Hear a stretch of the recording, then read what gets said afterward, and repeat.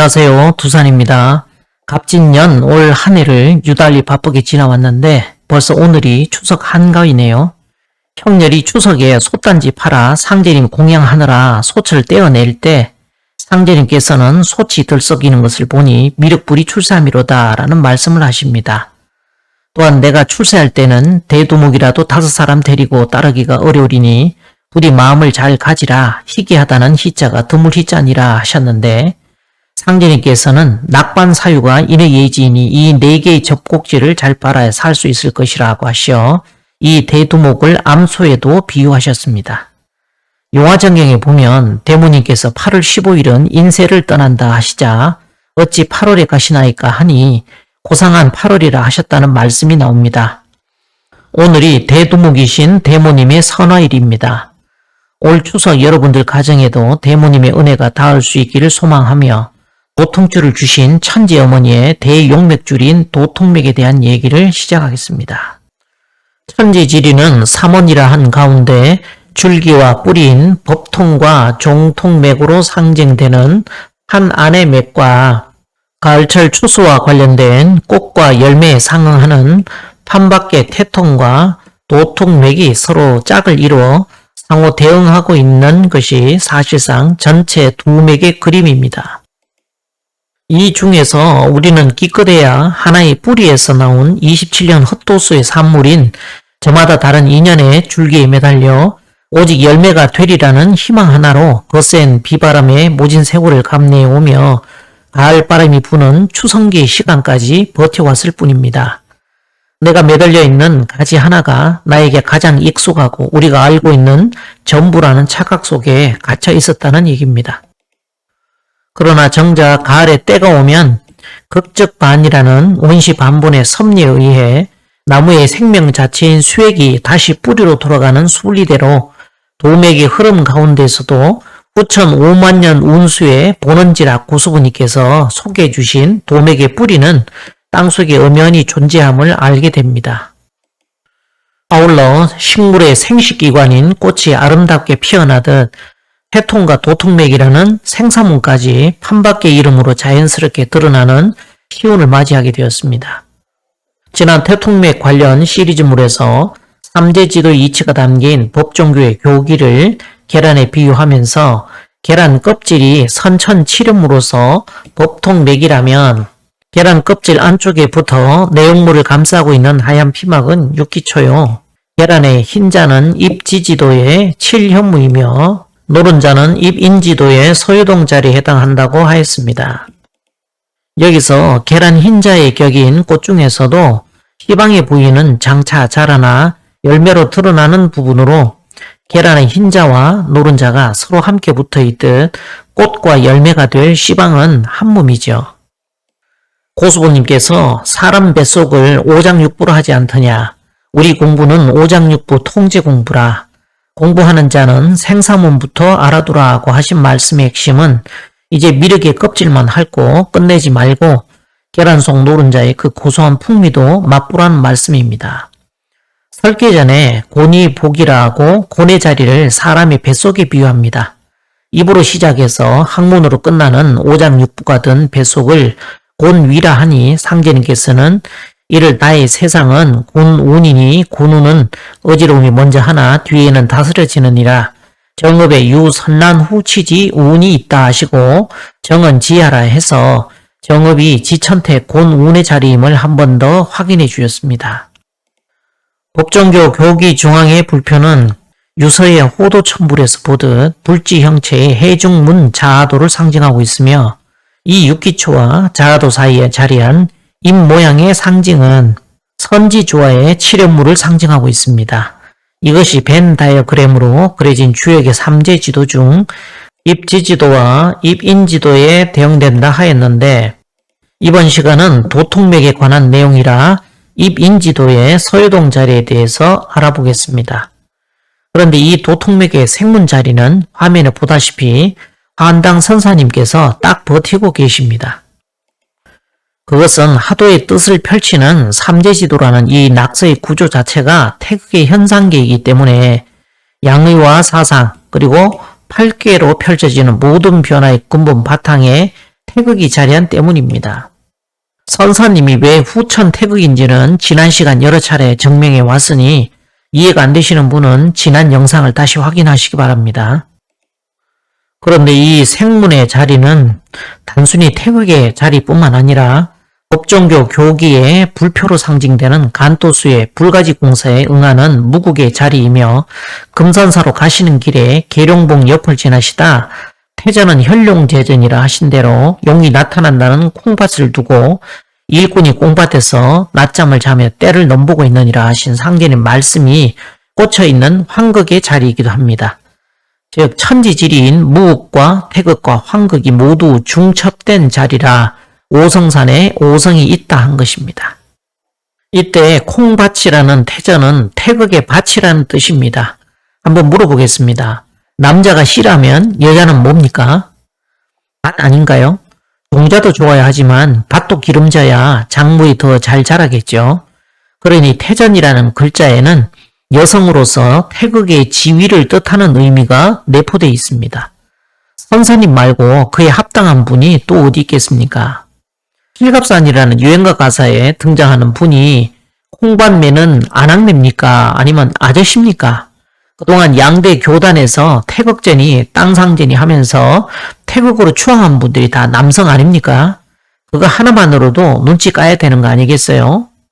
여러 정각을 건립하고 천하전의 증산상제님의 영상을 봉안하는 일을 끝으로 집짓는 사명이 모두 끝나시자 그 이듬해 4월에 모여든 식구들을 두루 살피시고 본부 식구들은 물론 일반 형제들도 꼼짝 말고 수도나 잘 하면서 때가 올 때까지 기다리도록 하라.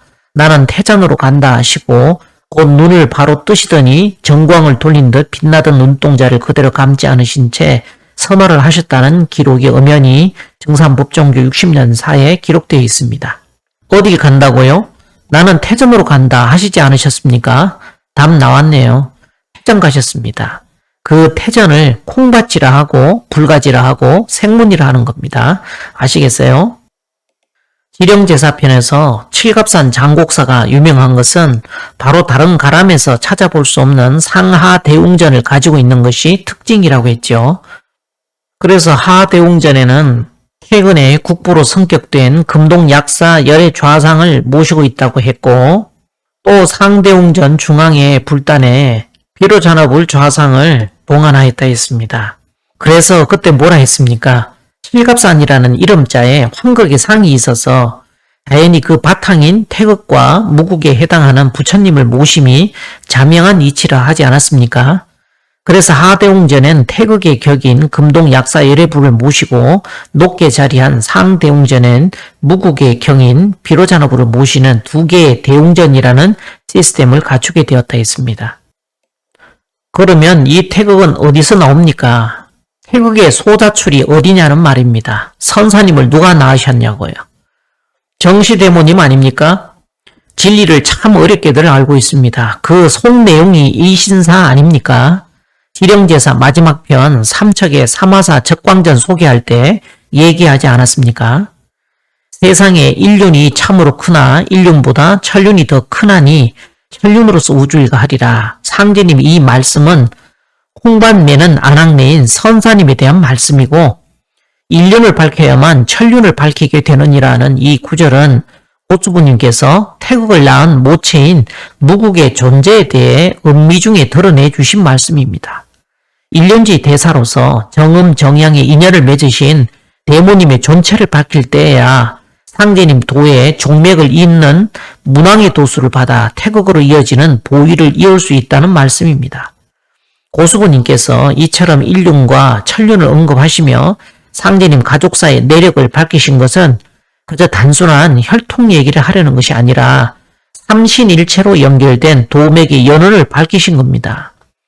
태극의 소자출인 무국의 존의를 지극히 평범한 인륜이라는 용어 뒤로 살짝 가려 놓으신 것이죠. 그래서 상제님께서는 이 아이라야 장차 나의 일을 이어 빛내게 될 것이니 잘 기르라 하시고 이걸 유서에 계지자선, 성지자성이라 아예 유훈으로 새겨 놓으신 것 아닙니까? 노산화불의 경우 화엄경에서 불법을 설파하는 주체로 등장하는 경우가 많은 것은 비로자나불이 거대한 침묵에 잠긴 존재라 설법이 불가능하기 때문입니다. 노산화불은 그런 비로자나불을 대신해 가르침을 설파하는 존재로 석가불은 생전에 비로자나불에 대해 말한 바가 없습니다. 그래서 화엄경을 달리 노산화경이라 부르지만 엄연히 화엄경의 주불은 경전상으로 볼 때 비로자나불입니다. 달리 대일열애라고도 하죠. 김낙원 선생이 쓴 용화정경에 나오는 대모님의 말씀을 보면 사모님이 항상 공부를 하실새 바가지만한 불덩이를 두 손으로 공덩이처럼 공 놀리듯 하시면서 이 불이 부딪히게 되면 천지가 박산 부서지듯 하리라 하시며 내 애비는 수화를 겸용하나 나는 화력만 쓰노라 하는 구절이 나옵니다. 여기서 이 화력이라는 말씀은 당신의 법을 드러내는 메타포입니다. 대모님이 어떤 자리로 오셨는지에 대해 넌시 힌트를 주고 계신 것이죠. 화엄경에서 불법을 설파하는 노산화불, 즉 상제님께서 무국대도에 대해 강설을 하셨지만 엄연히 전무지 후무지법인 무국대도의 주인인 후천의 천주님은 누굽니까? 바로 비로자나불의 화신으로 오신 대모님입니다. 반야심경에 사리자, 시, 제법공상, 불생불멸, 불구부정, 부정불감, 즉 모든 법은 공하여 생겨나지도 않고 사라지지도 않으며 더럽지도 깨끗하지도 않고 널지도 줄지도 않는다 하였듯 대모님은 바로 제법이 공한 그 자리에 화신으로 오셨습니다. 그런 공자리에 계신 분에게 상제님과 같이 온 천지를 쥐락펴락하는 걸 다 드러내어 보여주기를 원하는 것 자체가 넌센스 아닙니까? 화엄경의 강설은 노산화불이 하지 비로자나불이 그의 질세라 경쟁하듯 썰 풀고 다닌다는 얘기를 들어보셨습니까? 그래서 차경석 종도에게 뭐라 하셨죠? 내 일은 수부가 들어야 되는 일이니 네가 참으로 내 일을 하려거든 수부를 들여세우라. 이처럼 수부도수가 필요한 이유가 있었습니다. 선천은 양이 주장을 하는 상극의 세상으로 상대님이 후천의 주장신인 대모님과 모사제천의 그림을 함께 그리는 건 이치 안 맞는 소리죠. 남미력이 다스리는 선천과 여미력이 다스리는 후천은 전혀 다른 세계이기 때문에 건도운의 선천에는 후천 군이신 대모님의 자리를 대신할 선천의 군인 수부도수가 필요했습니다. 대모님은 이 우주의 보는 자리인 무국의 법신을 표상하는 위치가 되시므로 천지 음양의 이치대로 영대의 상제님 곁에 있는 것만으로도 이미 그 역할을 다 하고 계신 것입니다. 부인 수도는 내 도의 근간이요 대본이라 망고의 음덕이 부인에게 있나니 부인을 잘 대접하라. 나 또한 경홀치 않느니라는 말씀에 보듯 당신도 소홀히 생각지 않는다는 말씀과 더불어 오리알토는 나와 너의 어머니의 영원한 안장진이라는 말씀의 경계를 사무치게 가슴으로 느껴보십시오.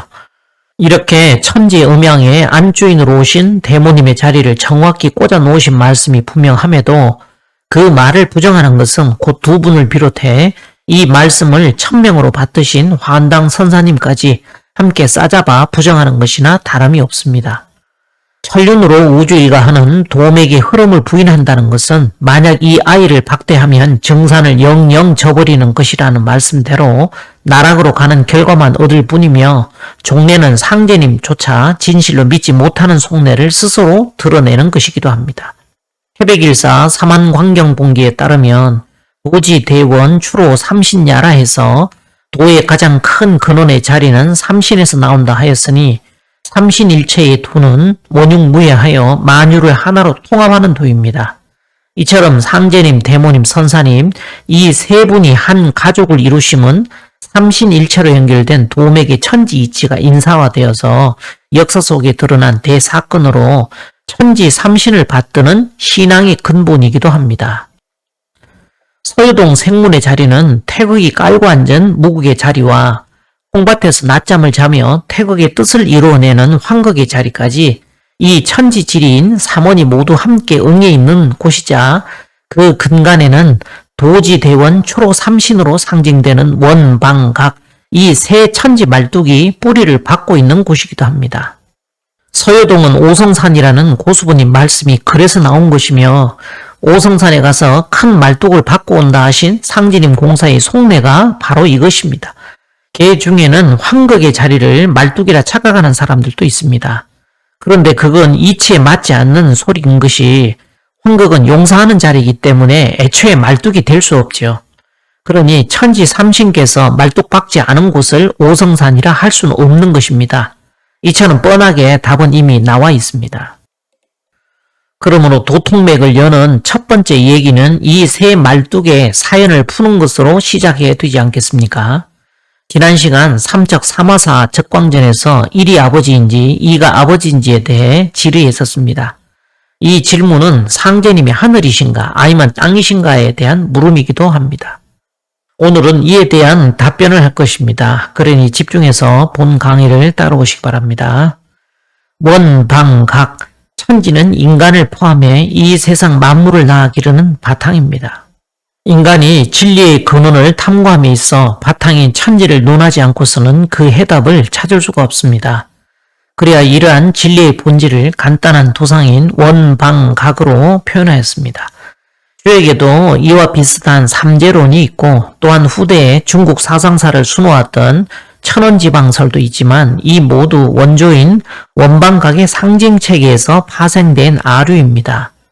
동양 고전 사서삼경의 끝판왕인 주역의 시빅 중에 설계전에 이 삼재론이 최초로 나오긴 하는데 사실 이는 낙서의 틀을 규정지어 놓은 것입니다. 입천지도, 입지지도, 입인지도를 겸삼재라 하였으니 이는 낙서판에 438, 951, 276의 자리를 두고 하는 말입니다.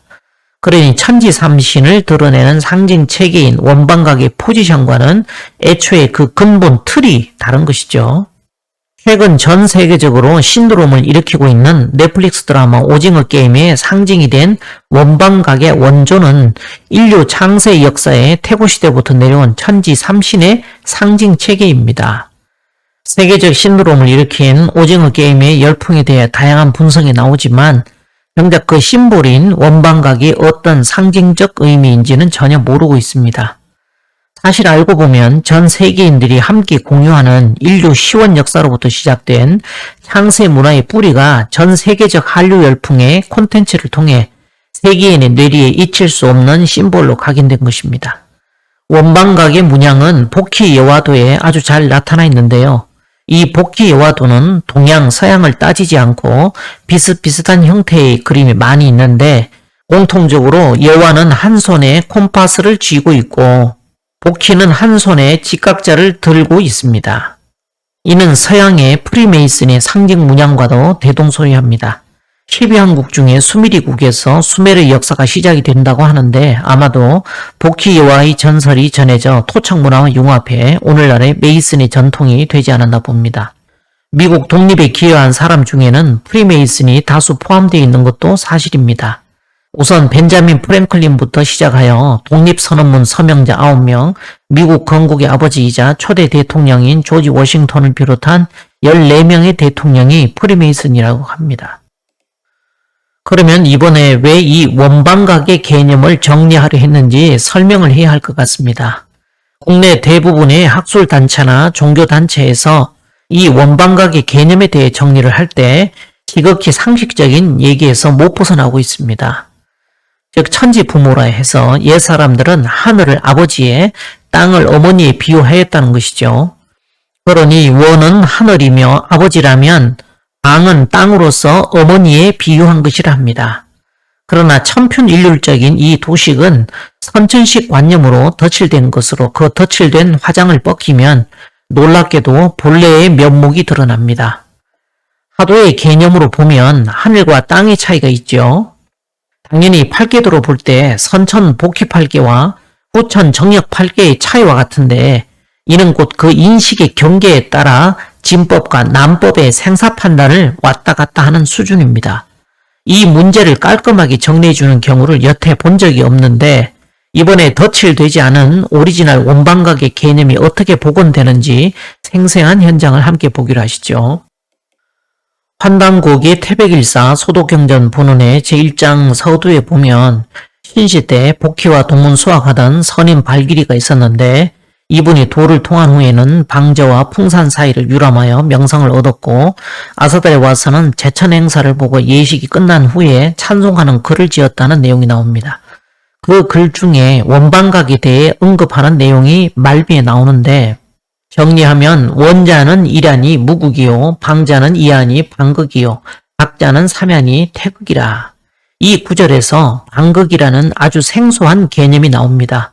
이는 하늘에는 반하지만 짝이 되는 땅의 정신을 이루는 말로 곧 무국에 반하는 유국의 개념입니다. 없을 무자 무국에 반하는 반극이라는 것은 있을 유자 유국이란 말이기도 합니다.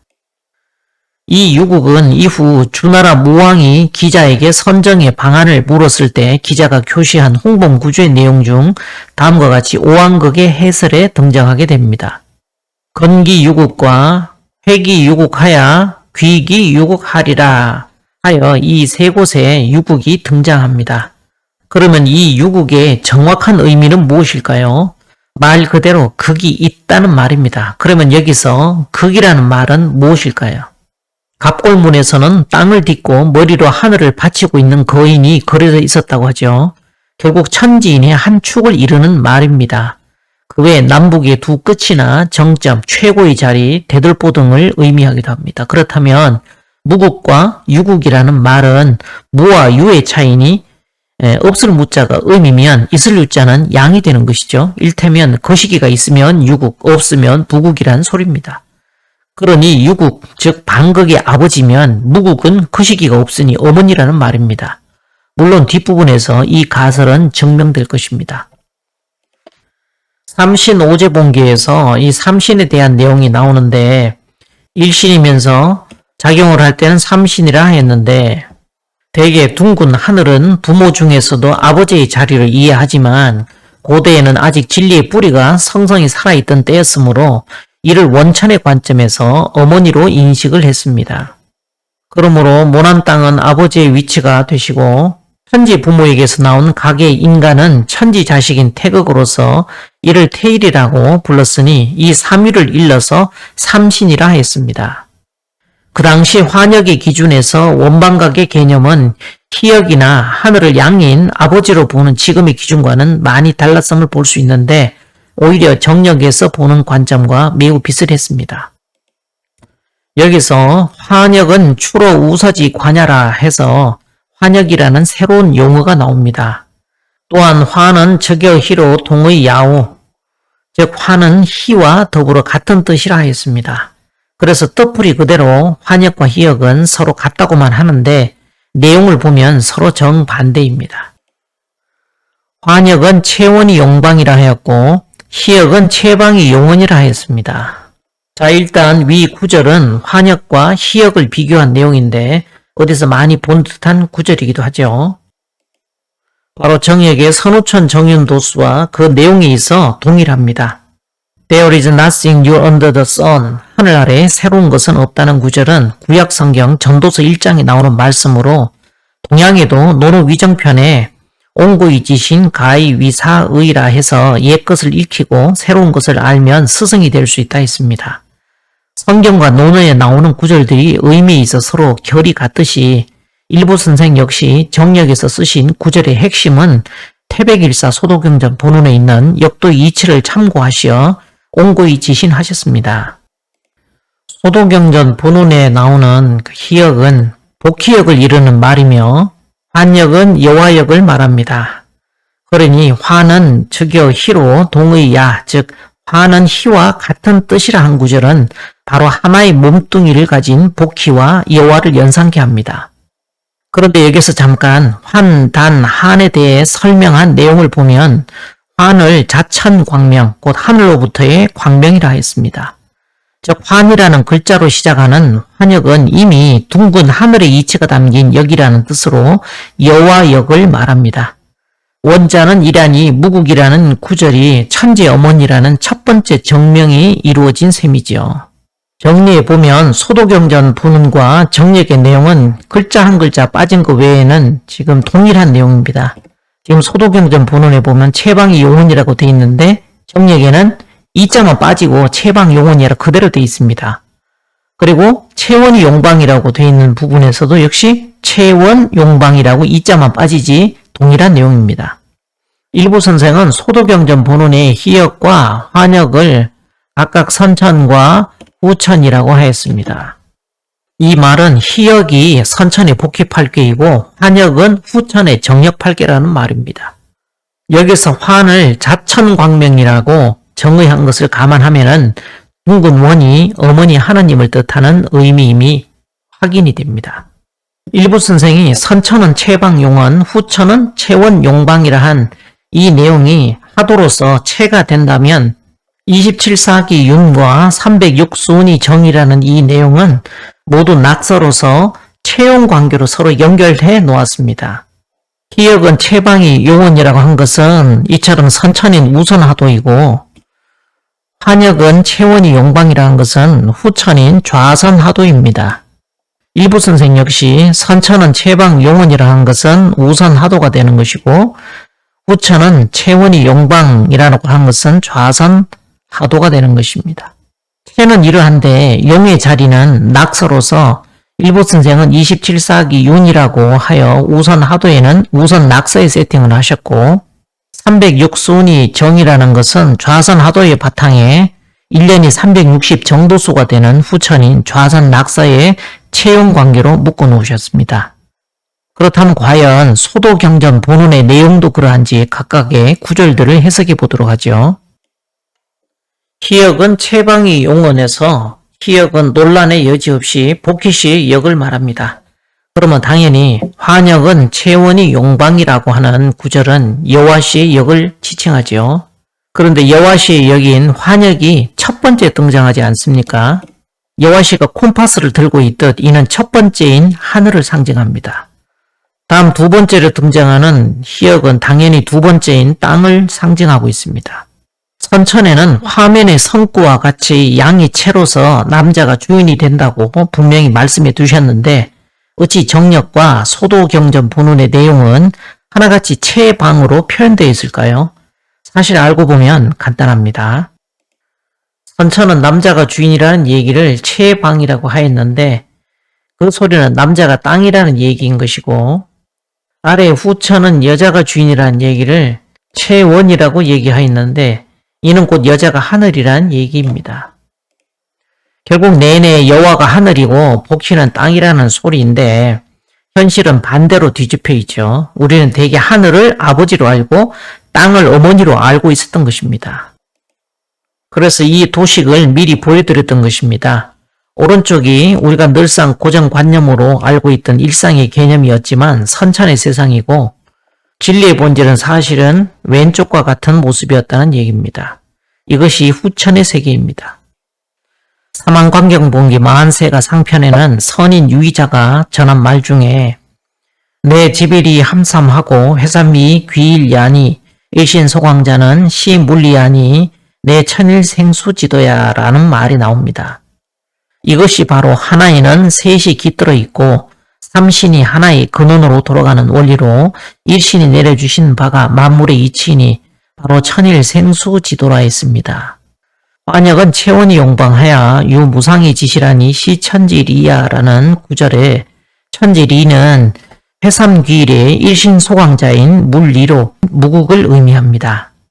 반면 희역은 채방이 용언하여 유유상이 지변하니 시천지 채야라는 구절은 상제님의 바탕 위에 고수부님으로 하여금 도문개창에 씨를 뿌리도록 하신 선천의 이치가 담겨 있습니다. 그런데 이를 천지채라 한 것은 선천하도의 의미입니다. 하도는 바탕으로서 채가 되고 낙서는 변화를 일으키는 용이 되는데 이 채 자체도 쌍으로 이루어져 있으니 그 두 부는 하늘인 여와 땅인 복희로서 무국과 반극입니다. 그래서 순서상 처음에 언급하였던 환역은 천지리야라 하여 무국이 되고 무국에 이어 두 번째로 언급한 희역의 채를 두 분 중 천지채라 한 것은 반극의 의미입니다. 이를 볼진대 환역은 여와역으로서 정력의 원조임을 알 수 있으니 일부 선생이 이 구절을 정력에 그대로 인용하신 이유 또한 자명하다 할 것입니다. 그 다음 구절을 살펴보면 환역에서 유무상이 지실로 나가고 희역은 유유상이 지변이라 하였습니다. 이때 유는 말미암다나 좁다, 꾀하다의 뜻을 가진 글자로 이 구절에서는 상이 있고 없는 까닭으로 그 변화를 알게 되니로 해석하는 것이 무난할 것입니다. 그런데 이렇게 두루뭉실하게 넘어가면 탈이 없지만 이 글을 남긴 이에 정확한 의중을 헤아리기에는 요원할 것입니다. 그러므로 이 유에 담긴 의미를 좀 더 파헤쳐서 그 상을 연구해 보도록 하겠습니다.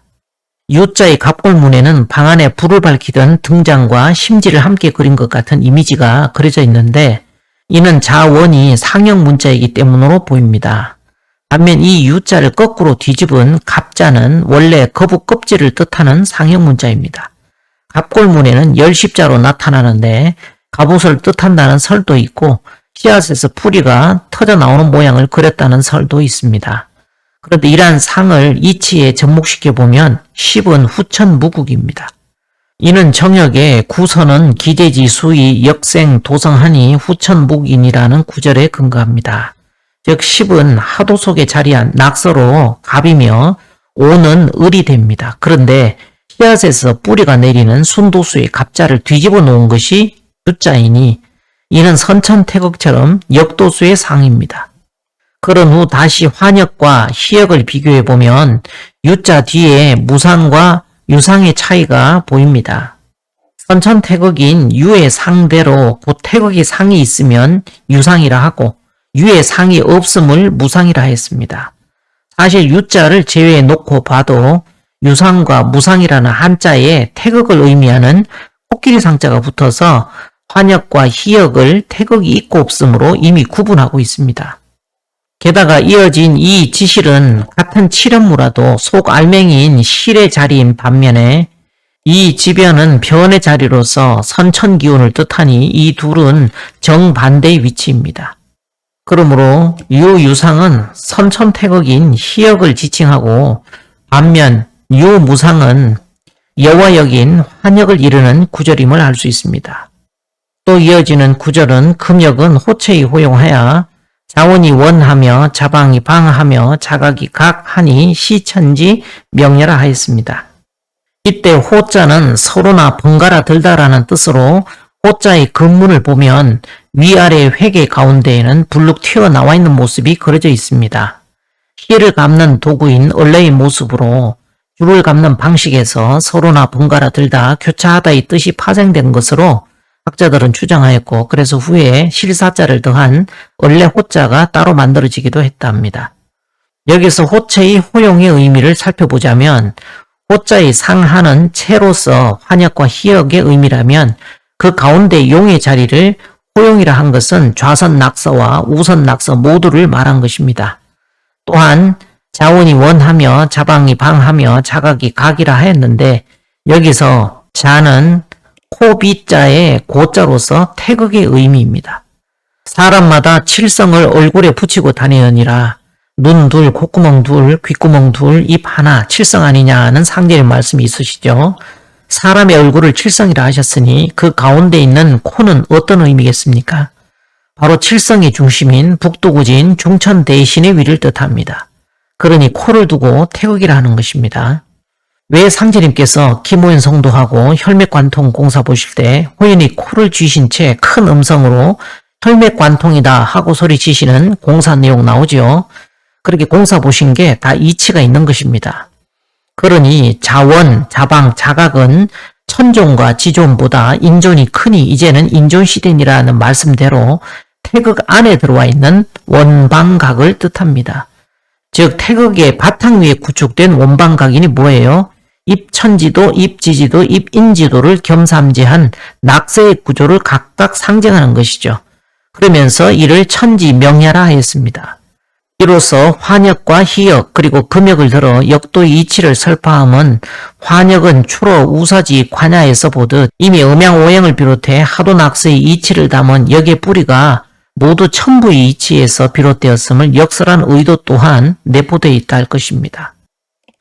이상 원방각의 큰 틀을 살펴보니 어떻습니까? 원자는 이란이 무극이라고 한 것은 환역에 대한 얘기였고 방자는 이안이 방극이라 한 것은 희역에 대한 얘기였고 각자는 사면이 태극이라 한 것은 금역입니다. 한마디로 원방각이 삼역 궤도를 나타내는 심벌이었던 것입니다. 그러니 낙서의 개념적 틀 안에 있던 삼재설의 범주를 벗어날 밖에요. 그런 관점에서 볼 때 이 원방각이라는 역도의 천지이치를 설한 본원경이 바로 천부경이라는 결론에 도달합니다. 천부의 이치를 담은 천부경에는 이미 원방각을 비롯한 환역과 희역, 그리고 부루태자에게서 나와 하오시에게 전해져 후에 기자가 은나라 주왕에게 진술한 홍범구주의 토대가 된 황부중경 등의 하도낙서의 이치가 기저에 흐르고 있음을 볼 수 있습니다. 그러니 천부경을 해리함이 있어 당연히 여기의 이치로 그 전문 내용을 살펴보는 것이 사리에 합당하지 않겠습니까? 그러면 조금 전 질문사항을 다시 한번 가져와 보겠습니다.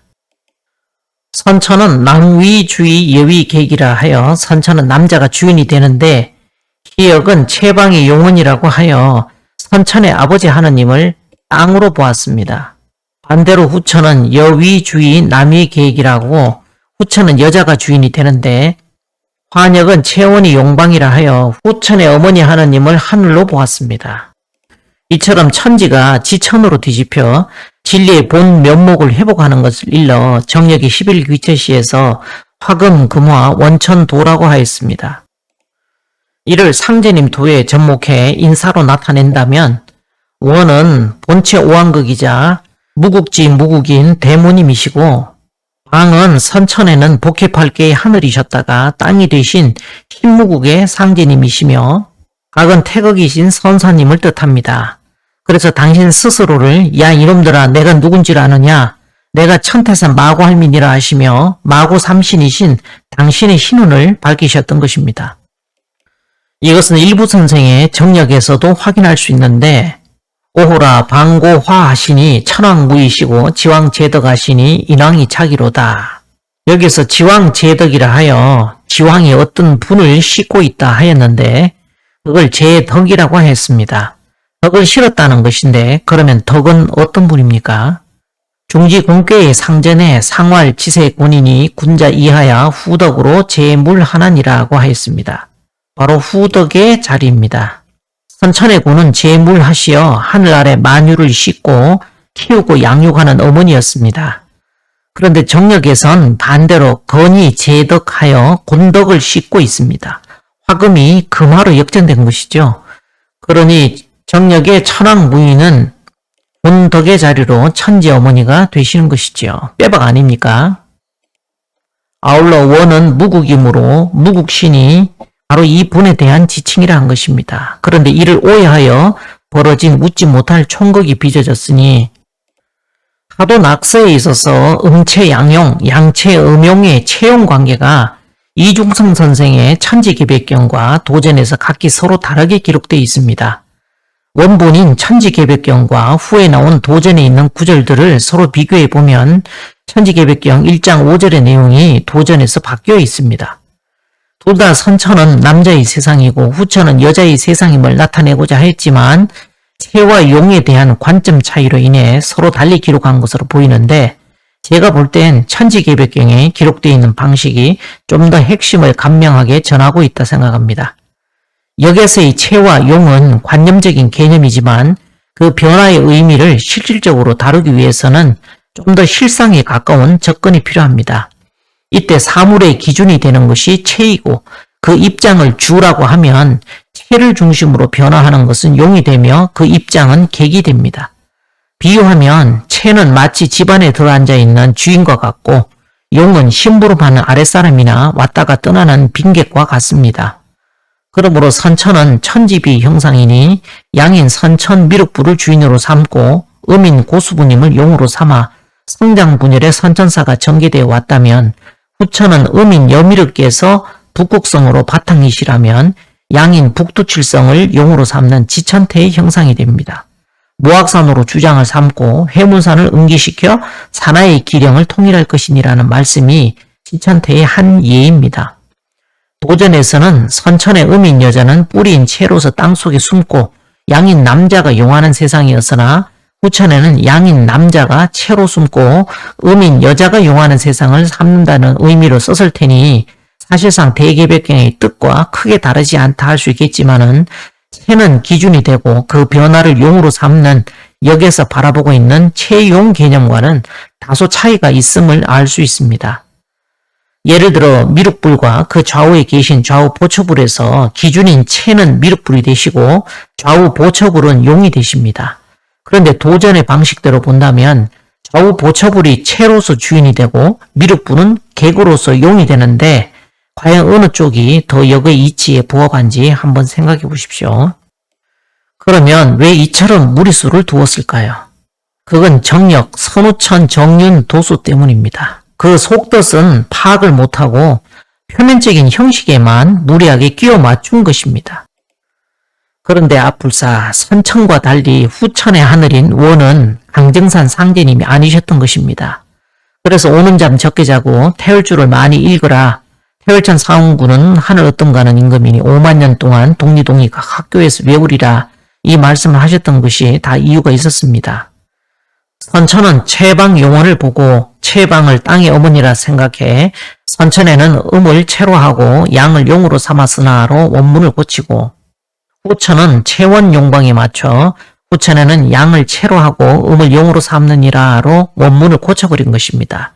즉 저자의 머릿속에 원은 세상 없어도 천지 아버지는 상제님이셨기에 무리하게라도 원문의 구절을 바꾸지 않을 수 없었을 것입니다. 차라리 무식했으면 손을 안 댔을 텐데 이게 다 똑똑해서 벌어진 일입니다. 그래서 선천 판한 가돌이 양식장을 벗어나기 어려운 것이죠. 판 아니라는 말이 그냥 나온 줄 압니까? 그동안 덧칠된 선천의 화장을 다 벗기고 난 생얼을 본 소감이 어떠신지 마치 매트릭스와 플롯이 같지 않습니까? 이를 판한 판밖의 문제 이입시켜 다시 보면 단순한 영화 줄거리를 넘어 들려주고자 하는 메시지의 맥락이 크게 다르지 않음을 느낍니다. 여기 파란 약과 빨간 약이 있습니다. 빨간 약이란 워셔스키 자매의 영화 매트릭스에서 진실을 알게 하는 매개체입니다. 빨간 약은 혼돈스럽고 고통스러운 진실의 모습을 보는 것이고 파란 약은 질서 있는 듯이 보이는 세계 속에서 안온한 만족의 길로 제시됩니다.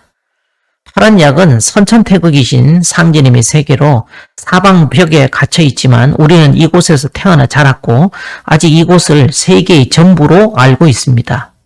이곳에 매트릭스 밖에 있는 인간들이 살고 있는 유일한 희망 시온의 위치를 본따 만든 오성산이라는 촉소 모형이 있습니다.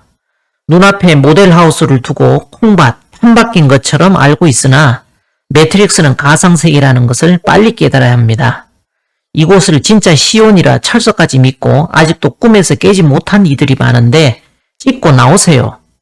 이것이 선자는 계제차사하란 말씀입니다. 새 천지가 다시 나오나니 계제차사하라. 계제차사라 하니 말 잃고 오양간 꽂힌다는 말이네. 나 살고 남 살리는 공부이니 살아서 잘 되기를 바라서 이제 선자 계제차사 되느니라. 스스로 이 매트릭스를 찍고 나와야 합니다. 그래야 병아리가 커서 닭이 되지 어차피 가만 놔둬도 이 세계는 더 이상 유지가 불가능입니다. 또 다른 가공할 힘에 의해 결계가 부서지는 건 시간 문제. 강제로 찢겨 개방되는 단계까지 가면 그만큼 감내해야 할 정신적 부담에 그때는 계란 후라이밖에 안 되는 존재로 남을 뿐입니다. 그에 비해 빨간 약은 무국신이신 대모님의 세계입니다. 원에는 극이 없지요. 모육무예. 그래서 무국의 세상입니다. 비록 혼돈한 가운데 고통스럽지만 모든 진실과 마주할 수 있습니다. 하물며 탈북민들도 죽음을 각오하고 사선을 넘어 38선 이남으로 수천리 만리를 수년에 걸쳐 갖은 악정 고투를 치르며 탈출해 오는데 돌을 닦는 사람들이 생사문도 모르고 공부합니까? 여기 가장 먼저 선천의 매트릭스를 빠져나온 모피어스가 여러분들에게 알약을 제안해 봅니다. 세상을 구하는 12,000의 네오가 되지 않겠나?